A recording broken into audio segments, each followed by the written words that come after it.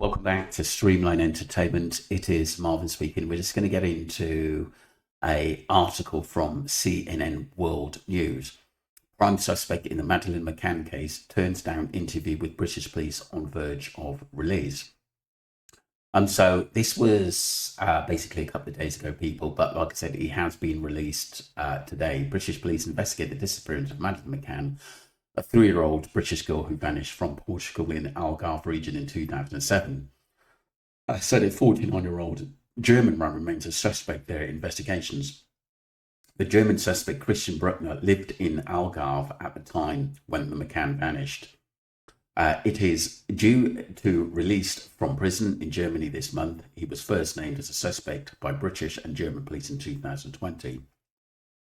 We're aware of the pending release from prison of 49-year-old German man who has been in the primary suspect in the German federal investigation into Madeleine McCann's disappearance. DCI Mark Cranwell, senior investigating officer from Britain Metropolitan Police, said in a statement on Monday, we can confirm that the individual remains a suspect in the Metropolitan Police own investigation. McCann went missing on May the 3rd, 2007, while on holiday with a family in the Algarve town of Praia de Luz, sparking a frenzy search and gaining the attention of the world media. She has never been found. The German suspect had refused to request for an interview from British police, and police statement said, adding the officer will continue to pursue the viable lines of inquiry. We can provide no further information while the investigation is ongoing. Any questions about the condition around the release should be directed to the German authorities, the statement added. German police said in June 2020 that McCann was assumed dead and that Bruckner was likely responsible, but there's no proof of that, so I don't know why they're saying that. Bruckner, just because he was in the same area at the same time, yes, he's been done for some awful crimes, but I still don't think that he took Maddie or killed Maddie. He has denied any involvement and has not been charged with any crime related to the case because no proof. The convicted child abuser and drug dealer is behind bars for raping a 70-year-old woman in the same area of the Algarve. Ahead of his expected release, Portuguese and German police spent 4 days in June searching for evidence related to McCann's disappearance in the Algarve. I remember that, but like I said, nothing came of it. That was by CNN World. We're just going to get into a video, people, and this is by the ITV News. Let's get straight into this. What I saw, and I know he is a dangerous man. And then he said to me, she was not screaming. Who did you see? Christian Bruckner. I don't believe him. He strenuously denies being involved in the Madeleine McCann case. I don't believe him. He know what I saw. He know it. You believe he took Madeleine McCann? Yeah. Her disappearance remains one of the most haunting mysteries in modern times. From the Algarve resort where she vanished to police investigations across Europe, the search for answers has spanned continents. Yet almost 2 decades on, the question still remains: what really happened to Madeleine McCann? German prosecutors believe this man, Christian Bruckner, knows. A convicted paedophile and a sexual predator, and just days away from freedom. How would you describe Christian Bruckner? A dangerous man. A really dangerous man, yeah. Helga Busching was once a criminal associate of Christian Bruckner's in Portugal. 2 Germans operating in the Algarve, stealing diesel, solar panels and drug dealing. A past Mr. Busching says he's left behind and has now become a key witness. You believe he took Madeleine McCann? Yeah. I want Christian go behind bars for the case of Madeleine McCann. This was him. I'm 100% sure. He can say I'm innocent. I know what I saw, and I know he is a dangerous man. And the best is he never came out. Mr. Busching says the words that convinced him came in 2008, which we understand took place at this festival in Spain, a year after Madeleine vanished. I tell him like this, I don't understand how somebody can rob the little children from a hotel, yeah? And then he said to me, yeah, she was not screaming. And everything. She was not screaming. Yeah, he was not screaming. And I know what I hear from him. I'm not stupid. Everything. Okay. He knows this. What do you believe he meant by that? He have to do something with this. Yeah, he take Maddie out from this hotel, yeah. I was thinking, yeah, he is involved, sure, in this, yeah. Why do you think he said it? This is coming out from his mouth by accident? Oh, he want to be cool? What Mr. Bushing heard that night chilled him so much he was too scared to ask any more questions, and he said Bruckner suddenly left the festival. But later that year, he said he left a voicemail message for Scotland Yard. But they told him it went unheard amidst the thousands of messages they were receiving at the time. 60,000 people was calling Scotland Yard and want to give some informations, and my information's going down in all this stuff. It got lost in all of that Yeah, system. yeah. 9 years later, in 2017, he tried again, leaving a voicemail on a hotline number. This time, detectives listened to it. 3 days of interviews followed, leading to information that was passed to German prosecutors, who would later name Bruckner their prime suspect. Christian Bruckner is probably the best suspect I've seen in the Madeleine McCann case. This former police chief who led the initial UK investigation into Madeleine's disappearance believes Mr. Bushing's account matters. Bruckner was such a good circumstantial suspect. His previous convictions for similar offences, we know that he had broken into holiday homes before. We know that he had a deviant sexual interest in children and young people, and that would add to the credibility of any testimony from someone else who came forward to say, yes, I have committed crimes myself, but this is such an important crime. I want to be honest and tell you what Bruckner told me about his involvement in the Madeleine McCann case. Mr. Bushing's evidence has been used before at Bruckner's rape trial, when he was convicted of attacking a 72-year-old American woman in Praia de Luge in 2004, where he testified about finding disturbing videos in Bruckner's home showing him violently raping 2 females. Some details too distressing to share. I saw a woman, she was handcuffed, and some guy in black. Did you see his face? No, he had a black mask. Did the man ever take his mask off? Yeah, in the end of the video, he sitting in the end of the bed. He was so hot, sweating, yeah? And he takes the mask off. Who did you see? Christian Bruckner, yeah. 100%, yeah, I saw him, yeah. What did you think? Yeah, in this moment I was shocked. Did you come across another video? Mm-hmm. This was a German young child, yeah. Young child? Yeah, I think she was 14. In May, German and Portuguese police once again searched the area surrounding the house where Bruckner used to live. It's where Mr. Bushing says he stumbled across the videos in 2006 while stealing fuel from Bruckner's house in Portugal, a cottage just a mile away from the Ocean Club where the McCanns stayed the following year.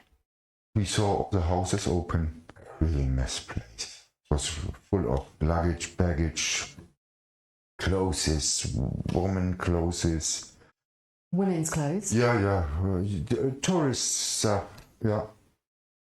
Mr. Bushing says Bruckner had one specialty, breaking into hotel rooms and holiday homes, and he thinks Bruckner may have tried to burgle the McCann's apartment when he stumbled across Madeleine.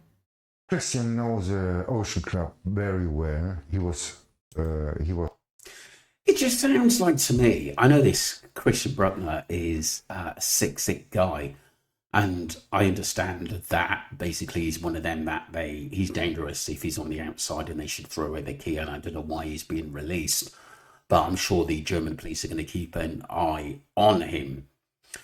But my thoughts are, I still think that they're trying to pin this on him. Yes, he knows the area well. I'm not being funny. Was this guy sort of paid to come out and say this? Maybe he's heard things, but it just seems like to me the German police, the British police, seem to want to just pin it on this guy with no proof. At the end of the day, I still think that it has something to do with Madeleine's mum and dad, to be honest with you. I really, really do. And when you look at the Portuguese police officer who was investigating the case, he knew that they had some involvement or knew what happened to her, whether it was an accident, and they tried to cover it up at the end of the day. But like I said, I just think it's so easy just to pass the buck just because this guy lived in the area. Yes, there's a possibility, I'm not saying that, but I just don't think, looking into this case, that he took and killed Madeleine, because there's just too much that tells me the parents know a little bit more and what they were involved in as well. I was working there in the Ocean Club like a pool boy. And I think Christian was thinking, okay, go in one apartment and take some stuff from this apartment. By this time, he don't take luggage, some stuff. No, he take her. Christian Bruckner is now coming out of prison. Mm-hmm. He's going to be a free man. What do you think of that? This is really hard. A big criminal man, to let him go as a free man, and the Germans not found enough evidence to bring him again behind the bars. I don't understand this. Now I know there will come out a really dangerous man. I don't have any more confidence on the German justice. The best way is the English police will take the case of Madeleine McCann and Christian Bruckner.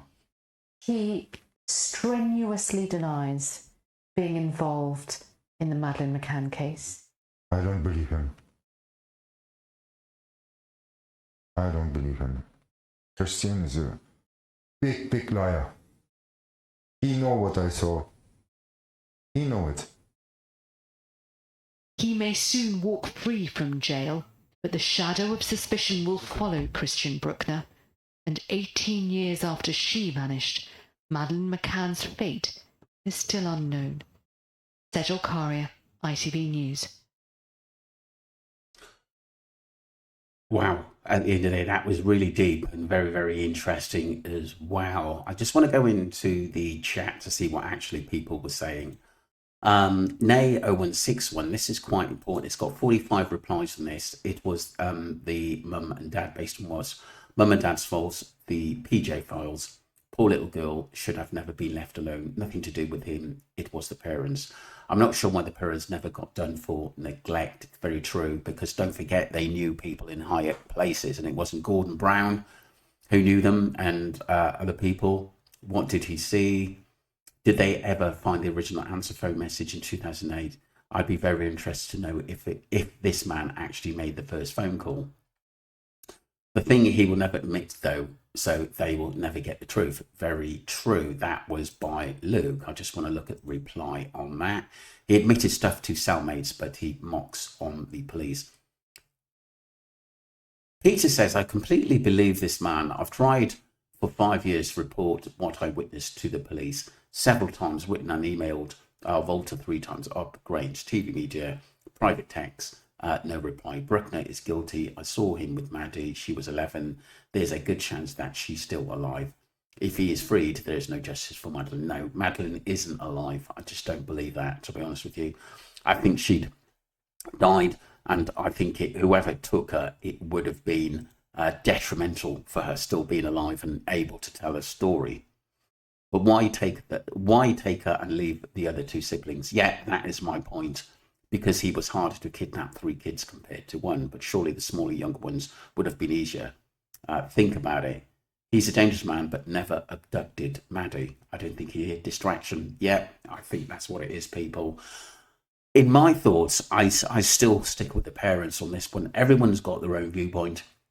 It is a very deep and emotional case at the end of the day, because, like I said, this is a case which is obviously gone on since Maddie went missing in early May 2007, which was a long ago. And remember this case, and I remember how it was just world news, and it affected a lot of people at the end of that, and a lot of people actually going to Portugal at that time, to be honest with you. But like I said, when you look at what the parents didn't want to talk about when they were interviewed, that was very strange, because if it was my kid, you would ask, you would want to come through, you know, jump through walls, to be honest with you, basically to get answers and to help the police as much as possible.